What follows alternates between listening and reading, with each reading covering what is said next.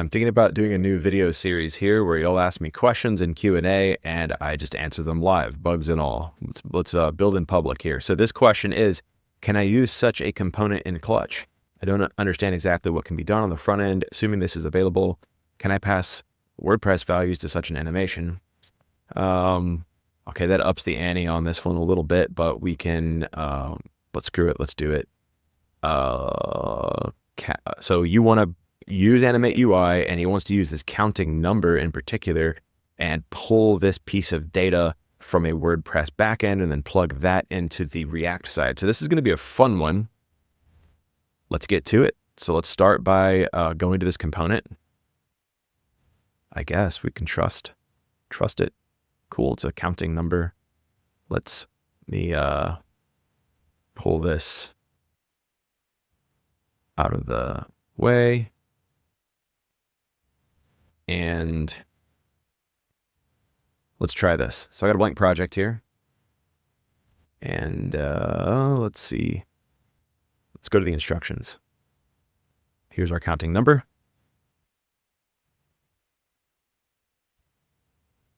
And they want to use Shadson, which we could do, but we'll do the manual install because the Shadson's going to add an extra layer of complexity. And here's the code for it. And let's just look at this code really quick. Even if you're not a coder, I can give you a few tips here. The fact that it's doing like use client means that this is more modern React 19 plus, or like Next.js level code, because use client means that we're going to tell Next.js that this is client rendered code, which makes sense because client rendered code is going to be like number tickers, interactivity, that kind of thing. Server rendered code is like if you want to fetch data and just put it on the screen. The way that you can think about it is that server rendered code in WordPress is PHP functions, and client rendered code is going to be like if you were using jQuery or React or some sort of like client library. So this got confusing because React was client side all the time. And now that React renders on the server, you have to put these little lines of code at the top to tell it, hey, no, we're not kidding. We really want this to be on the client. Don't run this on the server. Obviously, because the server can't sit here and render every single number one at a time and tick it up that way. I mean, it could, but it would burn a lot of server time. We won't get into that. Well, actually here, let's just dive in. So this is good code. The second thing is if it uses TypeScript, which this does, you can tell because it says TSX, that means that there's a chance that Clutch will be able to read these types and build an automatic interface, meaning you'll be able to control the number, the from number, the pad start, the end view, whatever these things do. And we could go look at the props down here and read number, from number. Let's go see the number to start from, pad start, whether to pad the number of strings with leading zeros. So all of these things, whether or not to start animating until it's in view, that's pretty cool. So it'll not animate until it scrolls into view. Yeah, all of these things, if the code is written in TypeScript, which this code is, Clutch should be able to just pick these up and use them. So that means you're going to get this nice designer-friendly interface. All right, I've been talking too long, but I do want to allow you to know how to look at code and be able to tell if it's going to just work. And so let's look at the instructions. It says you need to first install the dependency. We use bun. So if you're going to do this, use bun here. Otherwise, I'll show you a different way to install this using the GUI. And then secondly, we're going to copy and paste this code. So let's get started. Let's go in here and let's go to libraries, add npm library, and we can just copy this, go here, paste. There it is. It's installed. Back to editor. The next thing we should do is go to our components, add a component, say that you want the type to be code. Let's give it a name.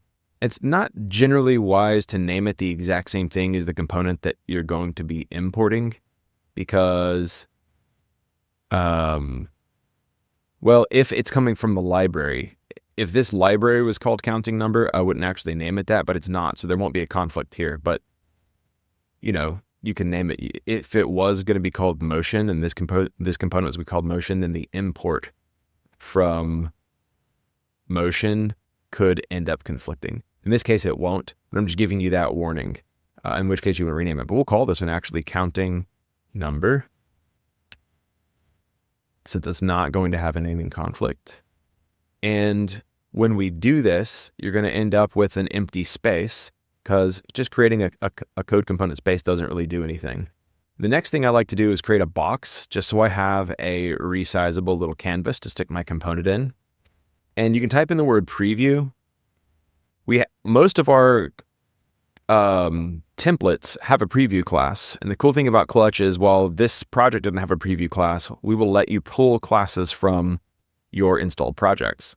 It doesn't really matter, but you can use like from marketing templates or something, click preview. And what that did is it just copied that preview class now into our project. And that preview class we use everywhere. What it does is it centers things into the middle. So that's just a nice thing. And from now on, if you want to use the preview class, it's actually, because we consumed it, it's now in this project. You can see your other projects here all have that same preview class because we use it a lot. We like it.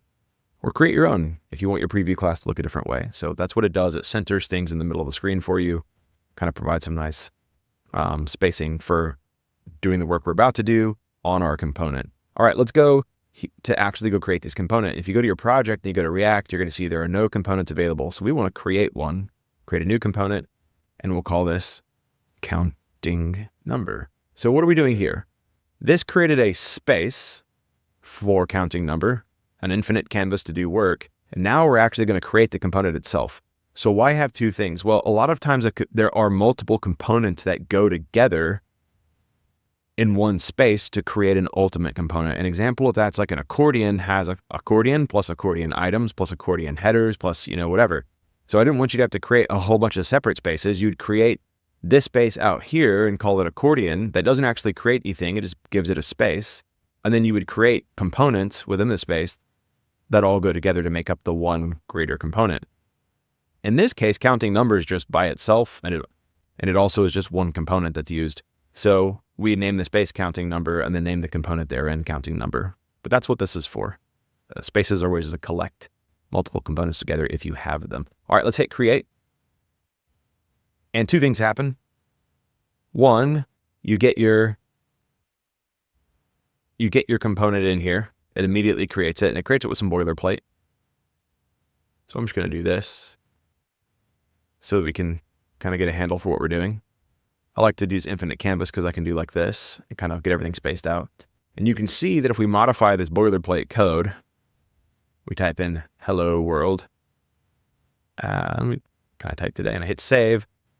This is the component. This code represents this component. Okay, so far so good. Now you can see that it's exporting default counting number.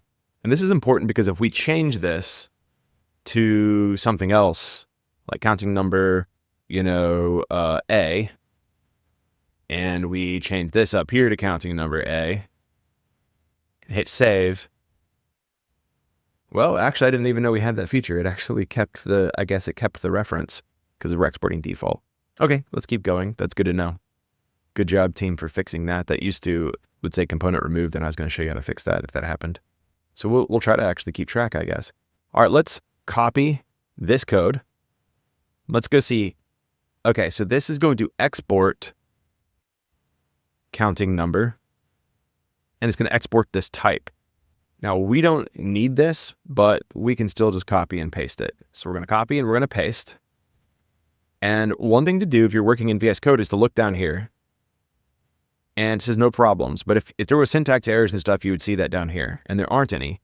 A lot of times, the very first syntax error you'd run into would be this import. But remember, we installed Motion, so we're good here. And then the next thing is, I do think if we save this, it's going to not be able to find it anymore because we're no longer exporting default. So it's going to say component removed. I was expecting that. They have a couple of options. We could go back to setting this back to a default export, or we can just go fix our component. It's up to you. Now, if you're just trying to copy and paste code and not think about it too hard, I'll show you the way to fix it. If we go in here and we go to our project, we go to React, we can just drag a new one in, or we can hold Alt and convert our existing one into the new one. But I'll just drag a new one in, and we'll delete this old one. Now, the next thing you're going to see, if you hold your mouse here, can't read properties of undefined. Well, that's because if you see a property here, it's required. Properties in here are optional. And you can notice something. We don't have a number in here. So we need a number. So we'll just type in the number 50. And boom, we've got counting number. We just literally copied and pasted it. We did not modify the code at all. I'm not going to guarantee this is always going to work. People write code in a lot of different ways. So this is not always just going to be super duper compatible, but this person happened to ask for code from a library that happens to be very modern, that is written really well. Now let's go through what we have here, because this is actually pretty well written code that just sort of worked immediately in Clutch. We have the number, the from number, the pad start, and I showed you on that website here where we can go hover these and see what they all mean. Looks like we can add a decimal separator. We can add a pad start, so we can pad it with some leading zeros. Let's go try some of these things.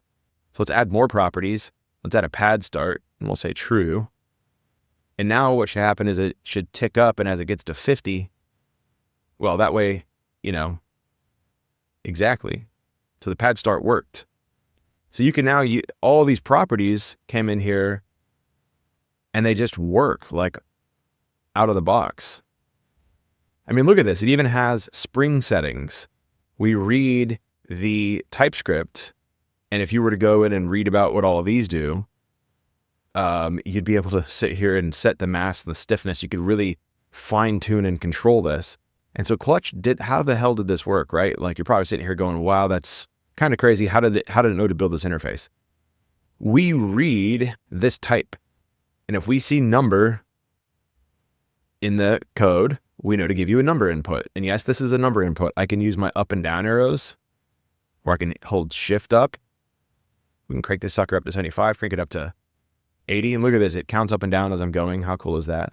So we know that this is a number input, not a string. In fact, I'm typing using my other keyboard characters and it won't let me put a string in there. It knows that from number is a string. So let's set our from number. Let's count from 50 up to 200. And that should, it goes 0 and then it goes 50 to 100. It goes so fast though that you can't tell, but it does. It does. The from number is working. So all these things work because we read the code and we build your designer-friendly interface off of that code. The next thing is, do you see how in here this code sets default values? We can read, there is a way that we can read these default values. That way, whenever you set things in here, it'll put little placeholders in there. Now, they're not doing it in that way, but these are the default values. You can read that in the code. The next thing I want to show you is class name. Okay, if we go up here, well, we can see that this thing extends HTML attributes, React HTML attributes in all this. And class name comes from this. And so this is going to be kind of confusing, but I'm going to show you something. If we go into here and you were to keep clicking through these classes, you would eventually see that this type, which are these things, extend this type. And this type in here, HTML span element, includes a type of class name. So this is just going to go right past a lot of people, but don't worry about it. But you can see that then, because this type accepts class name and you can see that it's here, that tells Clutch that this thing is able to be styled. And if something is able to be styled, we give you the nice styling panel. So not only were we able to pull in this code, we can totally style this code and we can use everything from Clutch. We can style it with using manual values.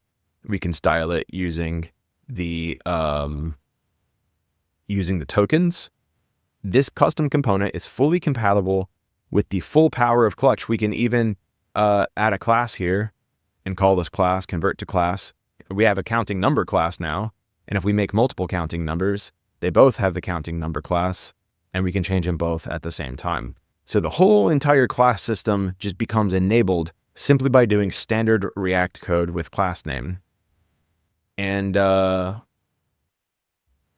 yeah, so let's even go add an effect here. Let's add like a little text shadow on it. And maybe, I don't know, just to be crazy, let's add a little bit of a blur to it.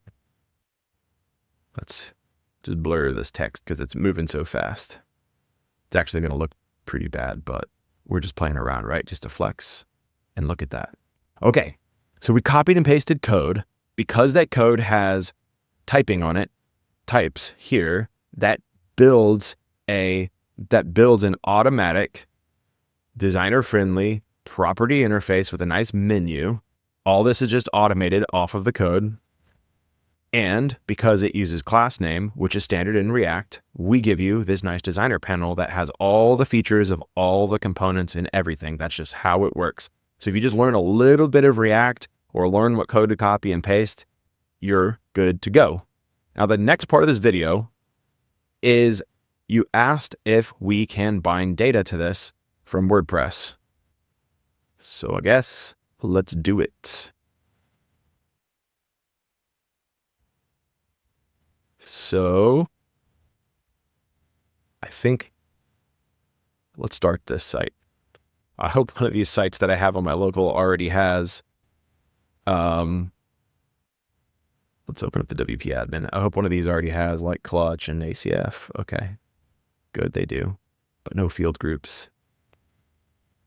Okay, number field label is going to be counting number, and the default value will be 0. And oops, my bad, we already have. Yeah, remove that one. I always do this. Oh, field group title, counting number, save changes. All right, so we have this, and we'll just say if it's a post. Okay, so every post will have this counting number on it. I'm not going to go deep into this. Go make a post. We'll go to our hello world post. Go away, and we can see our counting number. We want it to count up to 200. Actually, pick a different number, 350, so we can make sure that it actually changed. And we'll just hit save. So you can see that we now have that ACF with that counting number in it. Now let's come over here and let's come to our Clutch WordPress setup local, copy this, go here and connect that sucker. All right. Now let's go copy this counting number. Let's go to our site. Let's go paste it onto our site. And let's go tell this that we want to use a post, a specific post. We want to go use hello world. That looks good. All right, now let's go to our counting number and let's go to our number and let's go to our page data and let's go to our ACF, and there's our counting number and it counts up to 350. And if we go down here and we say, no, just kidding, we only want you to count up to 100, and we hit save. Now we're going to come here. I recommend if you want to, you can just turn off cache if you don't do this step, but this does cache. So we're going to hit clear cache, and then we're going to hit refresh, and it stops at 100. So this is pulling from WordPress through counting number, through that component we just now built. So I believe, let me go back to the Discord question, and let's read it. I don't exactly understand what can be done on the front end. Assuming that this is available, can I pass WordPress values to such an animation? I'd say we just passed. Took 18 minutes. Honestly, if we weren't explaining and going really, really slow, this whole process would have taken about 5 minutes. So I hope you enjoyed this video and it's sort of long form. I'll post this one to YouTube in a new Q&A playlist, but there's your answer. It's yes. Video is incoming. And I'm going to do more of these. All right. See you guys in the next one.